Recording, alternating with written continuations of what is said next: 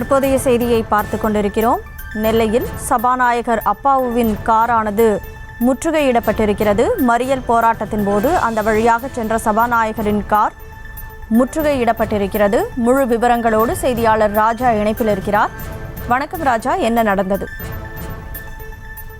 திருநெல்வேலி மாவட்ட வழக்கறிஞர்கள் திடீர் சாலை மறியல் போராட்டத்தில் ஈடுபட்டு வந்தனர். 2 மாதங்களுக்கு முன்பு சமூக ஆர்வலர் பெர்தீன் ராயன் கொலை முயற்சி வழக்கு சம்பந்தமாக வழக்கறிஞர் முகமது நயினார் மீது கொலை முயற்சி வழக்கு பதியப்பட்டுள்ளது. இதை கண்டித்து திருநெல்வேலி வழக்கறிஞர் சங்க செயலாளர் மணிகண்டன் தலைமையில் சாலை மறியல் போராட்டத்தில் ஈடுபட்டு வந்தனர். இதனால் திருநெல்வேலி திருச்செந்தூர் சாலையில் அமர்ந்து 100க்கும் மேற்பட்ட வழக்கறிஞர் ஈடுபட்டதால் போக்குவரத்து பெரிதும் பாதிக்கப்பட்டுள்ளது. போக்குவரத்தினை மாற்றுப்பாதையில் திருப்பிவிடப்பட்டுள்ளது.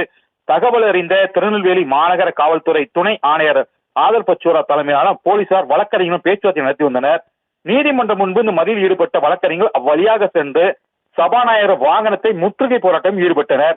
சபாநாயகர் காரை வழிமறித்து வழக்கறிஞர்கள் முழக்கங்கள் எழுப்பதால் பெரும் பரபரப்பு நிலவிந்தது. சபாநாயகரின் பாதுகாப்பு அதிகாரிகள் வழக்கறிஞர்களை வலுக்கட்டாயப்படுத்தி அப்புறப்படுத்தியும் சபாநாயகர்கள் வாகனத்தை அங்கிருந்து அழைத்து சென்றனர். இதனால் 2 மணி நேரத்தை கடந்தும் வழக்கறிஞர் சாலை மறியல் போராட்டம் தொடர்ந்து கொண்டு இருக்கிறது. சாலையிலே மதிய உணவை வழக்கறிஞர்கள் சாப்பிட்டும் போராட்டத்தை தொடர்ந்து வருகின்றனர். இது மட்டுமல்லாமல் தற்போது வழக்கறிஞர்கள் காவல்துறை கண்டித்தும் கோஷங்கள் எழுப்பப்பட்டு வருகிறது. மேலும் காவல்துறையினர் பேச்சுவார்த்தையும் நடந்து கொண்டுதான் இருக்கிறது. 2 மணி நேரமாயும் சாலை மறியல் போராட்டத்தில் ஈடுபட்டு இருக்கின்றனர் வழக்கறிஞர்கள். கண்மொழி. செய்திகளை உடனுக்குடனும் துல்லியமாகவும் தெரிந்து கொள்ள சப்ஸ்கிரைப் பண்ணுங்க.